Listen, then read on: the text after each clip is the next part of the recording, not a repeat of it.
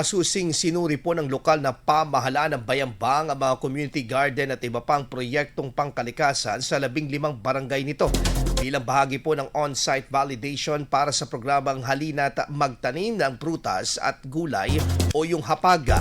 Isinagawa po ang validation sa pakikipagtulungan ng Department of Agriculture, Municipal Nutrition Action Office, Municipal Environment and Natural Resources Officer at Department of the Interior and Local Government upang personal na makita ang lawak ng pagpapatupad ng nasabing programa sa bawat komunidad.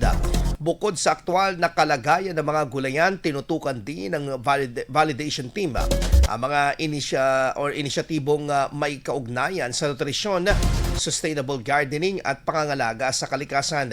Kabilang sa batayan ng pagsusuri ang backyard gardening, hapag communal garden, ornamental plants or vegetation, paggamit ng recyclable materials at paggamit ng organic materials at produkto.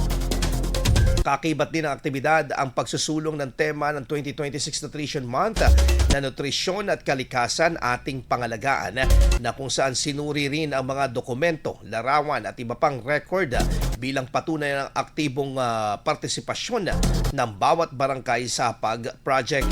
Nakatakdang parangalan sa darating na Nutrition Month Culmination Day ang mga barangay na magpapakita ng natatanging implementasyon at dedikasyon sa nasabing programa. IFM News. IFM News. IFM News.